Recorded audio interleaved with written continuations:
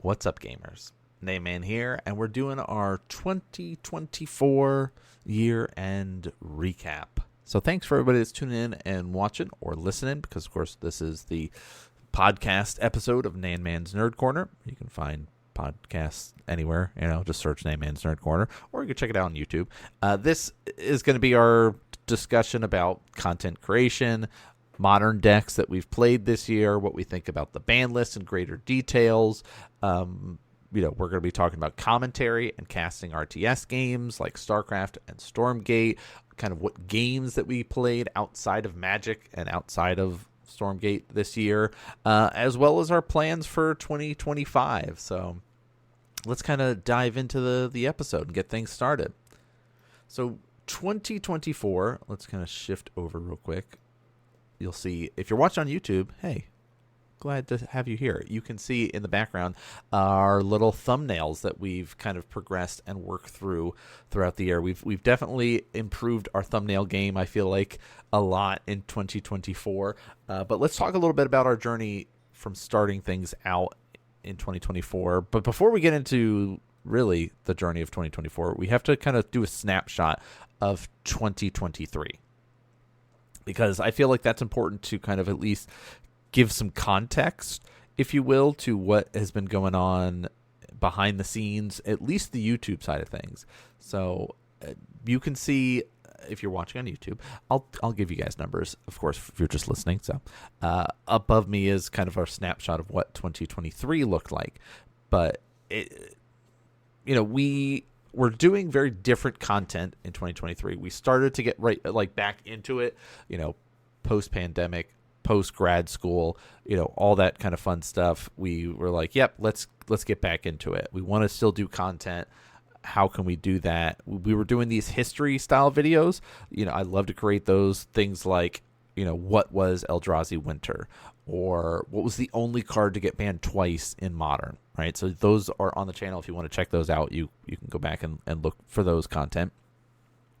Out of all those videos that we did, you can see we got 75 new subscribers, 13,800 or so new views for 2023, and then 536 hours watched on the channel, which is pretty solid for like a video a month, more or less, with some gaps in between. Especially really picked up, you could see, I don't know how well the graph is showing here, but really it's like the big surge in July. Like we had a couple sprinkling at the beginning of the year, but like, oh, here's one in June, or one in January, one in March, not much else, maybe some in May here, little blips. But it was really just like that July onward, we started being able to consistently go, yep, let's get back into it. Here's one video a month related to the history side of things.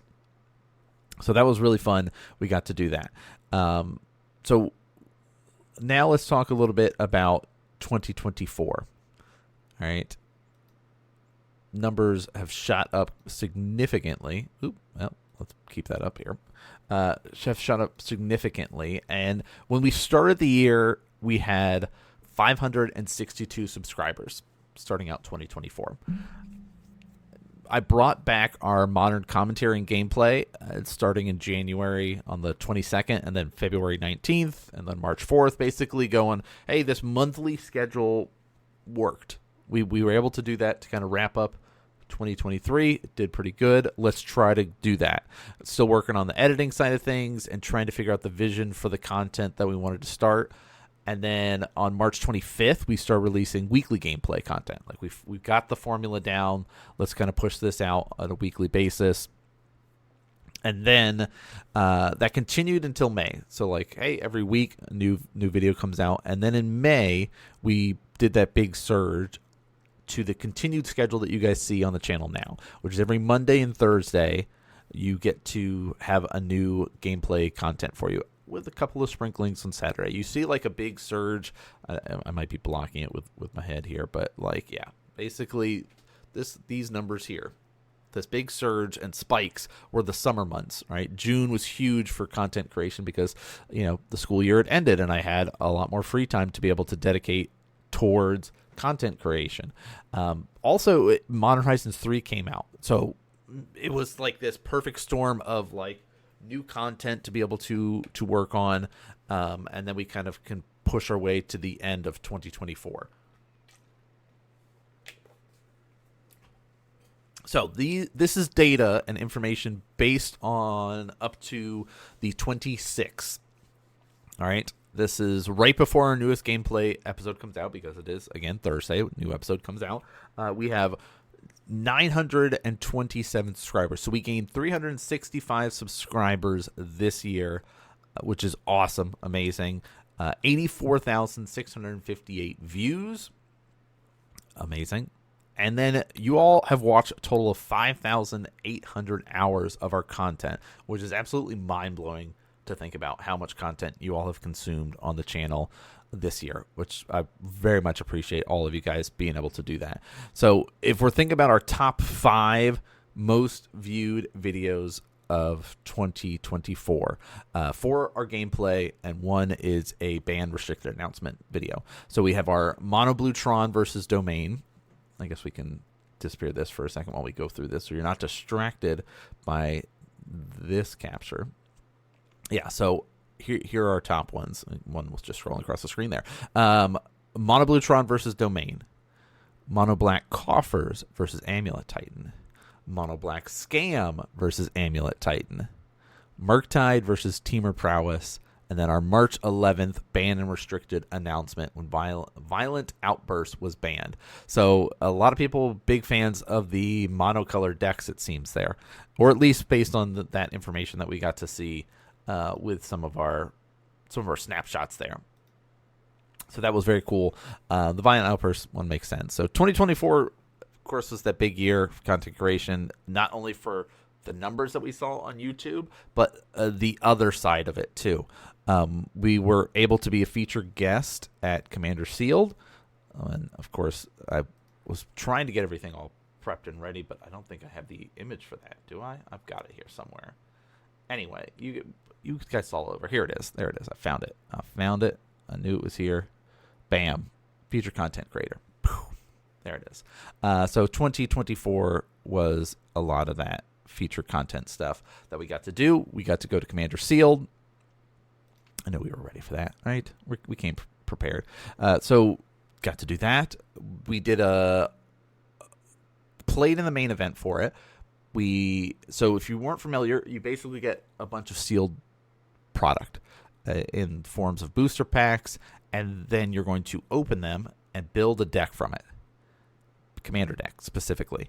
The people in your pod for the draft portion, if you would like to trade with, you're welcome to. I was very lucky that I had some great players in my pod that I could be able to sit here and trade with and try to work through, and I got an amazing deck from it. Specifically, Lord of the Rings pack was paying off. Got Arwen, the Mortal Queen, as my commander, and made a sweet Selesnya deck. Not normally in my wheelhouse of decks, but it worked out really well for the event. I ended up going 2-1 for the main event, which is crazy to think about because, it's a 4-player pod, multiplayer format, and you're essentially beating 3 other people each pod to be the winner. And so I did that twice, and then in the final round, ended up losing to somebody that went into the actual final pod. So I was like, okay, as things go, it's not too bad. Also, for the first time doing a Commander Sealed event, I was ecstatic.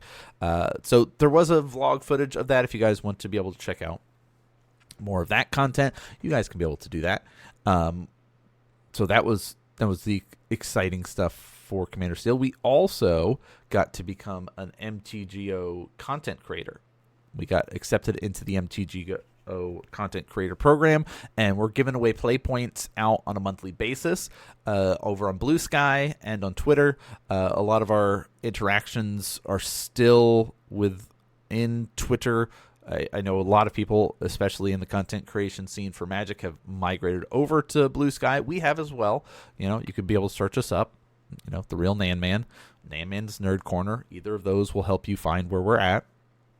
So give us a follow there. But you can get play points. We're giving away 120 play points.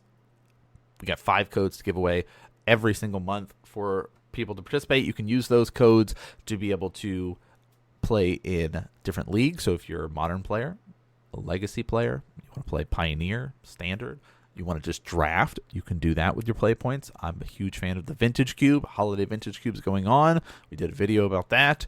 You can use your points for playing the Vintage Cube. So that's been a big push there. But I struggle with the social media side of things, so you'll see giveaways and you'll see me posting up about our content over there. But I'm not as good with the interaction because I just like to sit here and commentate and make content. So that's a lot of what you'll see if you're on there. Every now and again we'll do giveaways of product too, but we'll see. Now, other content that we got to do. All right, we got to have some fun doing some commentary this year. Kind of the stream side of things. If you guys don't know, we have our Twitch channel that we stream to every so often, usually on the weekends, twitch.tv/TheRealNanMan. Mainly RTS games. Stormgate Early Access came out, and we've jumped into streaming, commentating grassroots tournaments for that. So mainly the Alpha Navigator Cups and their subsequent finals afterward, which are like, here's your weekly events, open for any player, and then you gather up enough points and you're able to participate in the main final for a chance to win some money. So we've been able to commentate both of those. And then all those VODs, of course, have been uploaded over to our secondary YouTube channel, which if you're watching it here, maybe you didn't know we also have an RTS channel for YouTube, which is youtube.com/NanMan. You guys can check that out.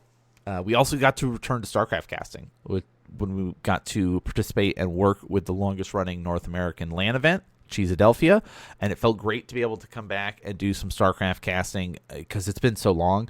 I felt like really rusty when it came to the filling dead space and all that, like dead air in between rounds, especially when you're like, hey, here's an 8-hour event that you're going to be commentating and casting and talking for, and it's Swiss, so there will be going to be, your round might be done and you're stuck waiting for the next round to begin, and you have to fill that time. And I was very much out of practice on being able to do that solo, right? Previously, when I used to do that and do the StarCraft tournaments, I'd have a co-commentator. So I could sit here and like throw to them, hey, what do you think about this? Let's get a discussion going about that. And yes, there is some elements of that on Twitch too. You can talk to chat and stuff, but it's like it's very different. So definitely I need to practice that a little bit more. But luckily, once the game started up, it was like, no problem. I know exactly what I'm doing here. I could talk through this. I can highlight the key things that viewers need to be paying attention to and focused on and watch out for in this matchup, on this map, on this, like I could break that stuff down easy for people. So once we got in there, no problems. We also had other top games. You know what? Let's pull up this while we're doing this. Let's pull up our Twitch recap. All right, this is a little bit more information if you guys are watching again. We didn't get a stream and much as we liked, but that's okay. It was still fun to be able to do. Got 85 new followers. Thanks to anyone that has shown up for that. 7 new subscribers. Amazing. But our top categories: Stormgate makes sense. We were just talking about the grassroots events. Magic the Gathering. Also makes sense. We got to do Zero Space, StarCraft 2, and Battle Aces. We talked about StarCraft casting, but Zero Space and Battle Aces are the other 2 RTS games that are in development, the early access stuff. So that's really cool to be able to kind of showcase those games there. We did 35 streams this year, which we're not on a consistent stream schedule at the moment. We're happy with being able to do on weekends when we can. The goal would be to eventually get back into doing streaming.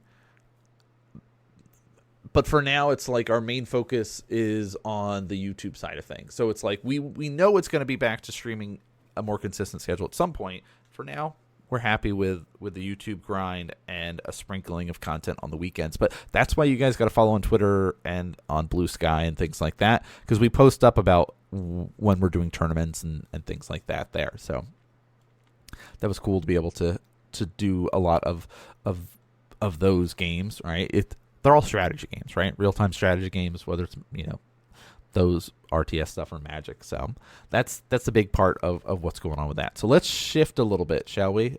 I know. Let's talk about Modern. So we've got Modern decks that we've played this year. We'll talk about the ban list. We're going to spend a lot more time now talking Modern.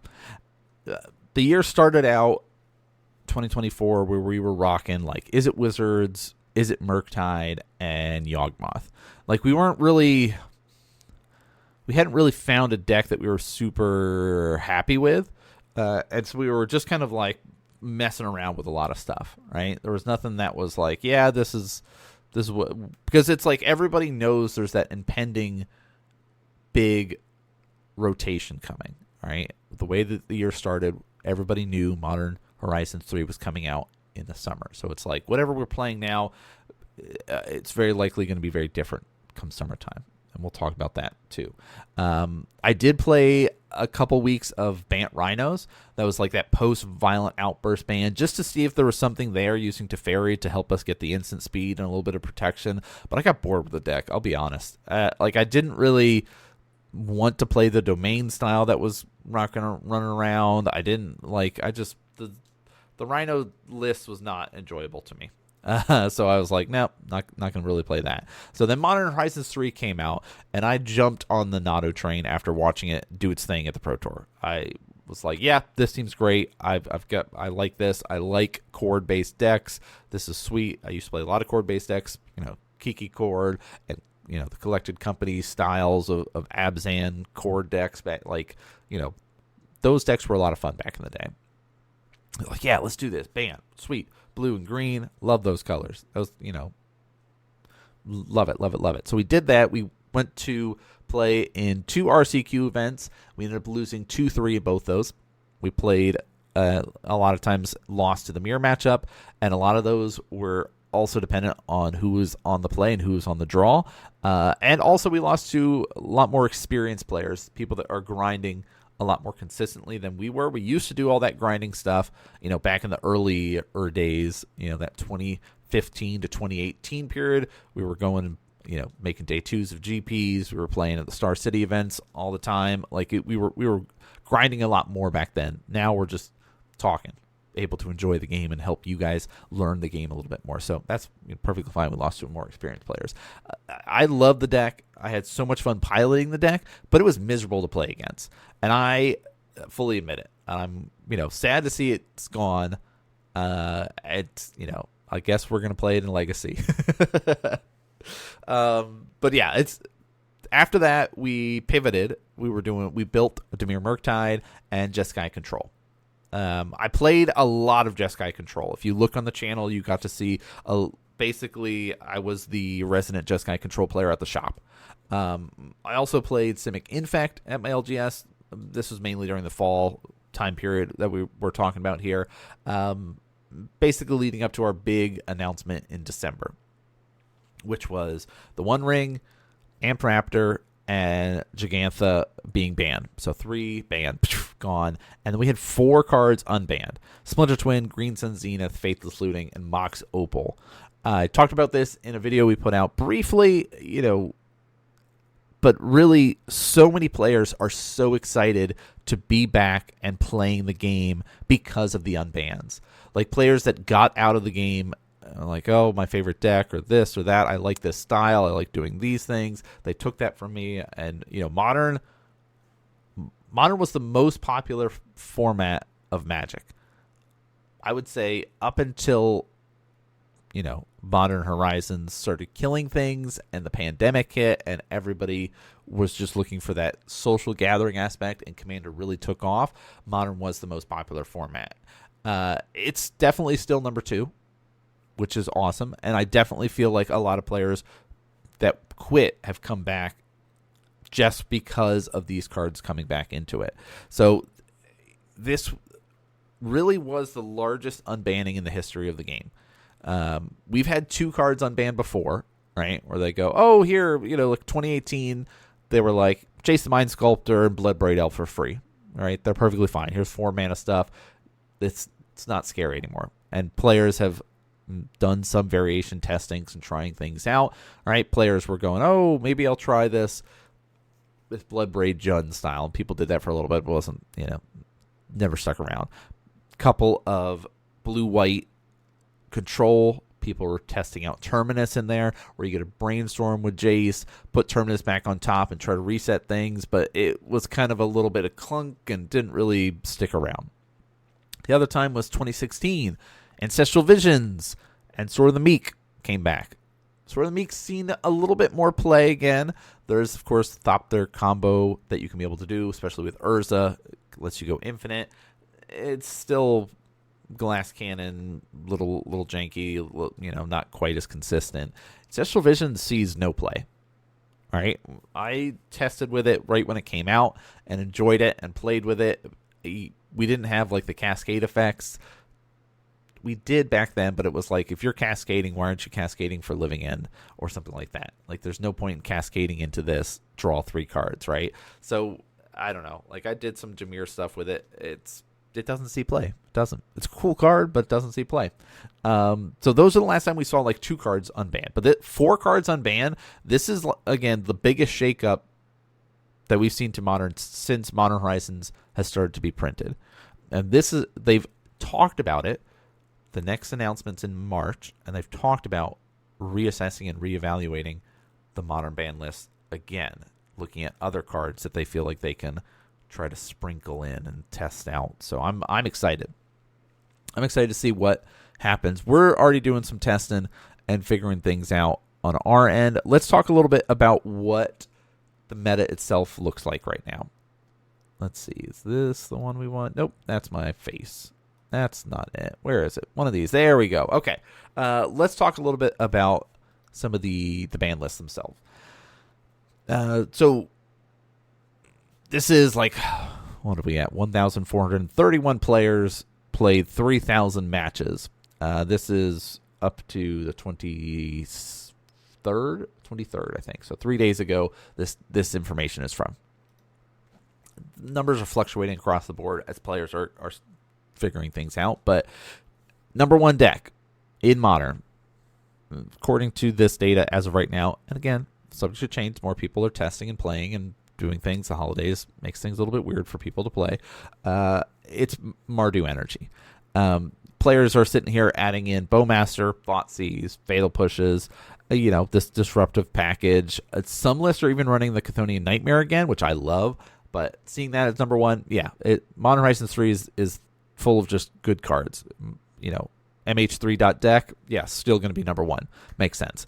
Boros Energy, still a thing. It's in that kind of 6th through 8th slot if we're like ranking them all like 1 through 10, but it's still a thing. But there's other decks that I'm more excited about. So we're going to talk a little bit more about decks that have popped up from the unbanning, and as well as just decks that you need to be aware of for the way that Modern is set up right now.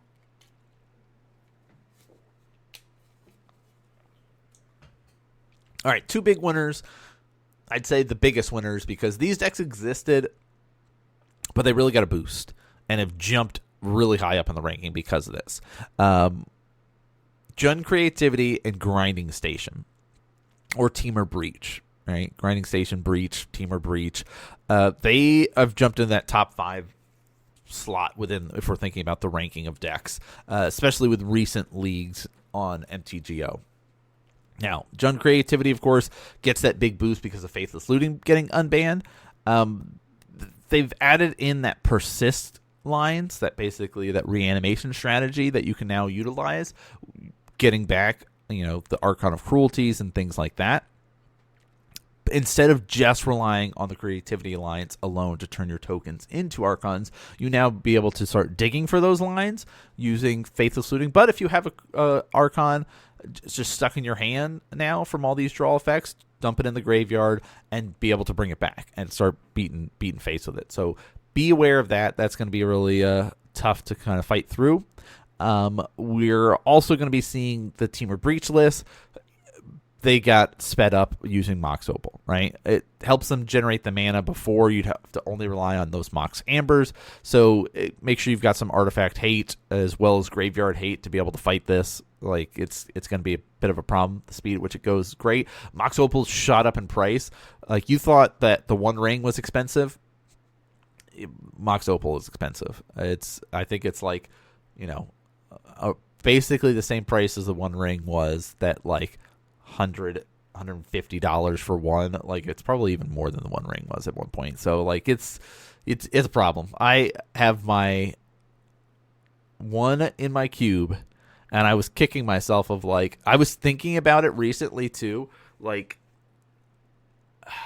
I was thinking about it in like November time, where I was like, I'm working on a modern gauntlet of like the pre-Modern Horizon decks. It's like, oh, I should get around to getting more Mox Opals for my, old school affinity lists with, Volt Scourge and Cranial Platings and things like that. And then I never did, and now they're like super expensive. So it's going to be a while before I pick up a playset of Mox Opals, which sucks.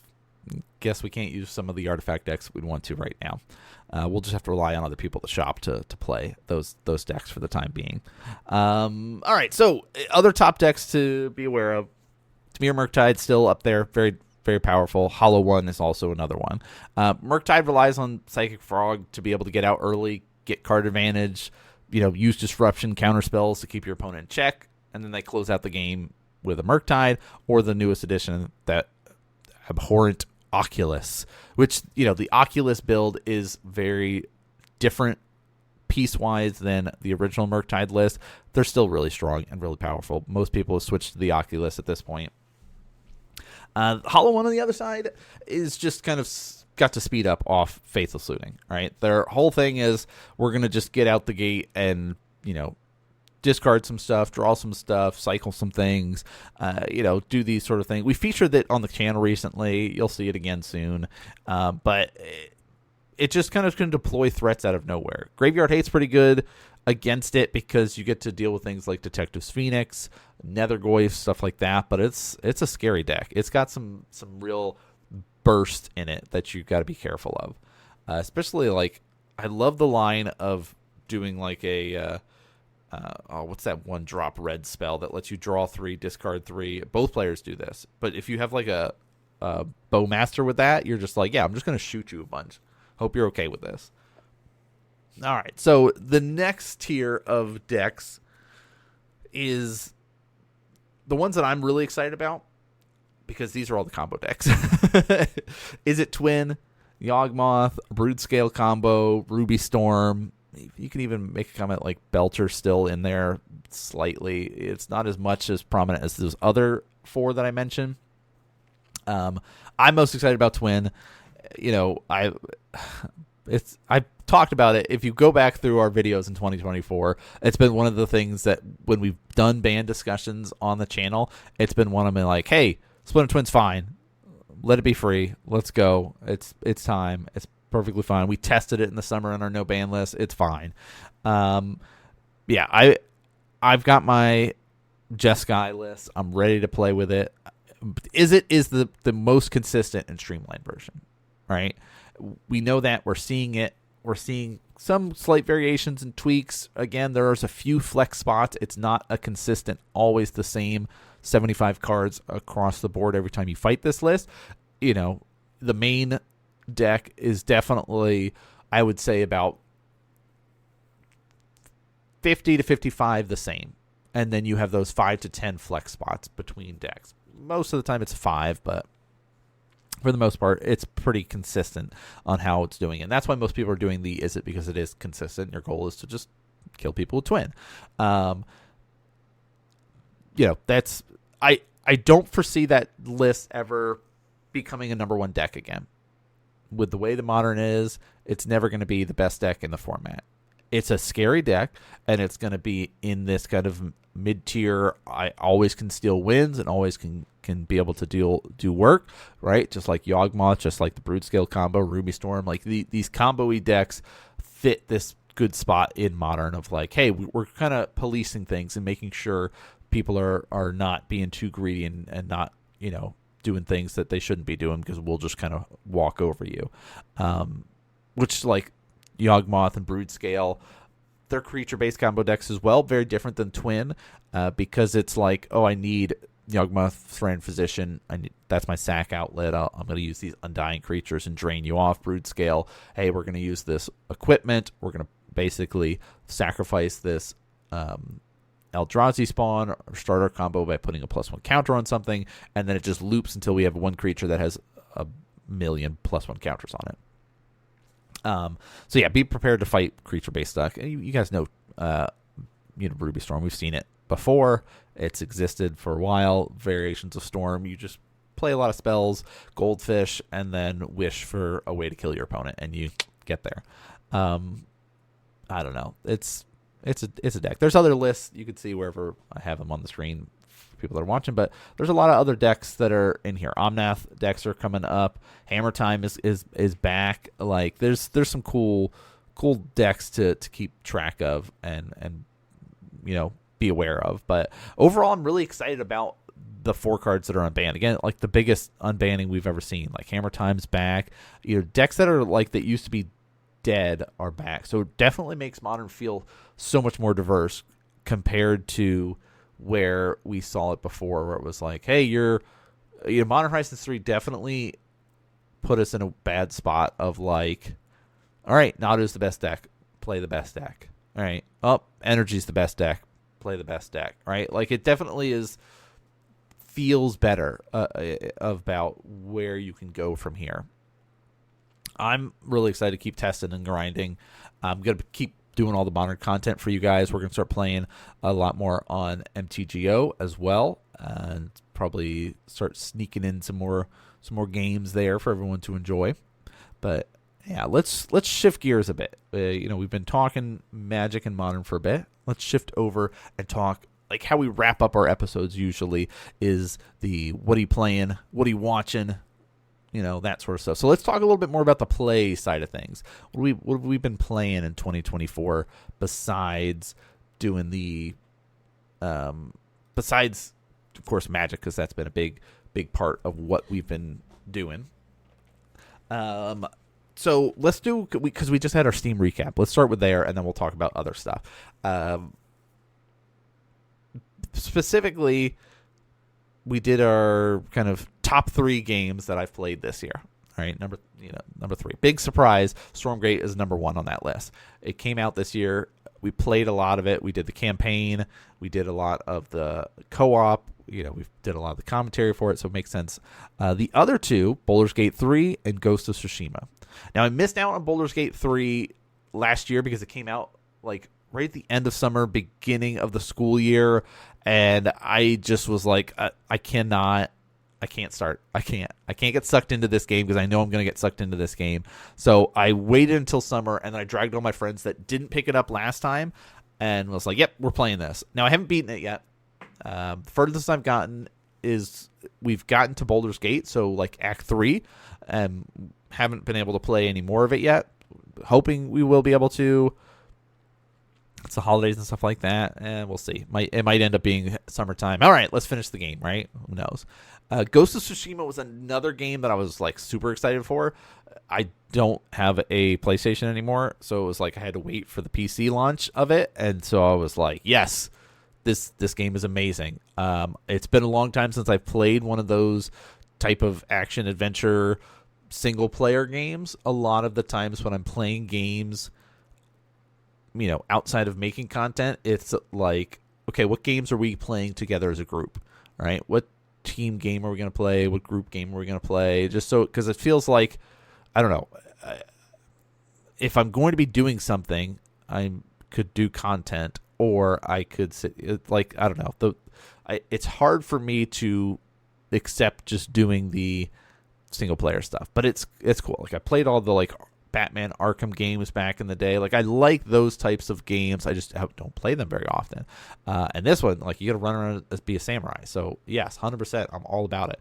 I'm playing it with Japanese dialogue and stuff, and I've got the voice actor who voices Zoro from One Piece as the main actor in Ghost of Tsushima, so that's super sweet. I got to hear him scream and yell and slice people in half, and basically the summertime, especially June, was pretty much all samurai all the time, and I just kind of put my head down and just played, that. So we haven't beat that yet either. We're in Act 2 of that. I think there's like 3 acts, but I played a lot of Act 1 in June. Yeah, so that was a lot of our like, big 3 games, and why we played a lot of those, especially the summertime, because I had so much more free time. Those 2 games, like Baldur's Gate 3 and Ghost of Tsushima, were like, yes, number 1's number 2, or sorry, number 2 and number 3 makes sense. Stormgate number 1. Now, if we go back a little bit further into the year, Helldivers was another big one and made it into like my top 5 because that was like that March through May, sitting there spreading democracy around the world. The elements of Helldivers is really cool. There's the planets we're trying to conquer, and it's like there's a specific person's role at the company is to, be a dungeon master controlling that a little bit. That's super cool and determines, what the aspects of the planets are there more reinforcements and those elements. So we really enjoyed it, but it was one of those games that was really fun when we first started playing, and then it fell off very quickly with my play group because I didn't pick it up again after May. Other games that we've tried this year was Smite 2, picked that up in November, so I guess we're bouncing around a little bit. Picked that up in November. A couple of my buddies were playing it and like, yeah, try this, and I was like, okay, yeah, sure, I'll play it. It's fine. All right, it's fine. I'll play it with them. I'm not as into it as other games. Picked up Deadlock. Tried that. That's pretty cool. Valorant's usually my shooter of choice, but Deadlock, I've found a couple heroes in there that I'm liking. I know a lot of people are playing the Marvel stuff. I haven't tried it yet. Maybe we will at some point. Lockdown Protocol we tried, which is basically Among Us style game. We played a little bit more Among Us again this year, first time in a couple of years. I like those types of games, the kind of open mic deception, proximity chat. I wish there was more proximity chat games like that. They're a lot of fun. So non-Steam games that we've played. Let's see. We played Valorant, of course. Like we talked about, that was our shooter of choice. TFT, because a couple of my buddies are really into it. I don't play League. I'm not a League player unless it's someone's birthday or a holiday or, like I'm a fifth man in an ARAM on those occasions, or we're doing in-house games and it's like 4v4s or something like that. League's not my MOBA of choice. Sorry about it. I did play StarCraft. Of course, a lot of StarCraft this year. Doing co-ops, doing some of the custom games. They had the StarCraft vs. Brood War mod. Like, there's some really cool ones. Played some Hearthstone and some Battlegrounds. We got to do that. Let's see, what other things did we do? Oh, of course, we had our MOBA of choice, which is Heroes of the Storm. I played a lot of that. Played MTGO, Age of Empires 4, Age of Mythology, playtesting Immortal Gates of Pyre, Zero Space, Battle Aces. So a lot of RTSs. Can you see the trend here? Like, there's a lot going on there. Yeah, that's a lot of our games that we played. I think that's kind of the wrap up. We watched so many shows. The big ones, of course, Arcane Season 2 came out. Watched Freerun this year. Amazing. I keep pushing on it. I think Freerun was my favorite anime of the year. Yes, Thousand Year Blood War is back for Bleach. Yes, Dan to Dan is out and it's amazing. But there's something about Freerun that just like hits at a different element. Dan to Dan is a new, updated Fooly Cooly. Instead of it being all sci-fi robot space elements for Fooly Cooly, it's like space and ghosts and supernatural elements and Dan to Dan. Watch it if you haven't. It's amazing. I love it. But Freerun just is like, I don't know. If you haven't watched Freerun yet, do it. You will enjoy it. At least I enjoyed it. It's very, very good. Yeah, lots of great animes that were out. We watched lots of shows as well, and I can't even think about the real life shows that we watched because we watched so many of them. But the specific anime ones definitely jump out at me this year. But I think that's it for what we watched, what we saw, what we played. We did all that stuff. So let's talk a little bit about 2025 goals. This will be very short. Last little bit, and then we'll let you all go. So thanks for sticking with us. If you are still listening or still hanging out and watching. 2025, let's see. We want more episodes, right? More content for you guys. Continue our twice-a-week gameplay coverage since we did it kind of halfway through the year in 2024. I'm really excited to see what it's going to look like if we keep it going starting in January all the way up through, right? If we're always doing that twice-a-week coverage and then the sprinkling of content on Saturdays for everybody. And, I want to see that. I mean, it's podcast episodes. Of course, we talked about it in NanMans Nerd Corner. We started interviewing some other content creators and doing a new podcast episode stuff. It's a lot of work. It's a lot of work to set it up and schedule it, do the gameplay, do the interview, edit it. It takes a lot of time. So we're still going to be doing it. I want to try to do it on a monthly basis. We'll see. I'm going to try. It's hard. It's a lot of work. With full-time jobs and all the other stuff that we're doing for the consistent regular content for the weekly gameplay. We'll see. We're going to try to be guest on more streams in 2025. That's going to be a big part. We're starting out the year doing a bunch of guest streams in January. So that's going to be a lot of fun. So again, Blue Sky and Twitter and all those things, you'll see where that's going to be at. We're going to try to do some more travel for content creation. Like we're planning to go to the MagicCon Vegas this year because it's in the summer. So we're going to be melting in the heat, but we're going to try to go. We haven't been to the West Coast yet, so not a big flyer. Don't really like flying. Stresses me out a lot.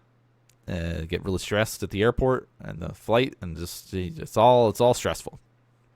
So I'm going to try to do that. We're going to go to Commander Sealed again, which is New York. So that's going to be a lot of fun. That's going to be in the fall. Big push. We're going to get above that 1K for YouTube subscribers, and hopefully we'll just kind of keep pushing that. Hopefully we'll be able to work with some brands and organizations. I keep wanting to, I keep promoting them every time I get for the price of for free because they're so good. But Quiver, I want to work with you. Let's work together, Quiver time. Lots of other cool products out there, sleeves and deck boxes and stuff like that I use that I'd love to start reaching out and trying to work with other companies. So those are kind of our big goals for 2025. More content, lots more cool stuff for you guys to be able to watch, enjoy, listen to, do that fun stuff and interact with, and hopefully be able to travel more and do more content side of things. But that's going to do it for us. Thanks so much for tuning in and listening and watching to the podcast episode, whether you're watching on YouTube or listening on Spotify, iTunes, whatever, Google Podcasts, whatever they are. But that's it. One of these days, we'll get our buddy Jaime back on. He co-hosted with us a bit in 2023, and we've been chatting so much that it's like, hey, we got to do the One Piece episode, and I've been holding off on it because it's one of those that's like he's much more into that scene right now than he is into Magic and other games. So it's like I don't want to waste my episode on One Piece stuff without him here, because it's going to be one of those that's like he has a very unique perspective of it, and he's one of those, like, when it comes to collecting, he's a bit of a whale when it comes to his decks, where it's like, oh, I want to build a new deck, but I'm not going to play this new deck, and I'm not going to show you my new deck until I've bought all of the alt art and special versions of all these cards. And he does it for like 5 different decks. And it's like, all right, sweet. And then he'll play it for a little bit and go, okay, I'm done with this. And then we going to flip it, and then he's going to go find a new deck. So he's always got like 4 or 5 in rotation, but they all look crazy. So I'm still playing Moria. I'm going to play Usopp in OPO10. I'm on blue and black. I played, we're talking One Piece again. I don't know. We'll save it. We'll save it for when we get him on the episode, which we will do in 2025. That's another goal. We'll get Jaime back to talk One Piece for all y'all to enjoy. But that's going to do it for this episode. Thanks so much for tuning in and watching. Listening, everybody. And I'll see you all next game.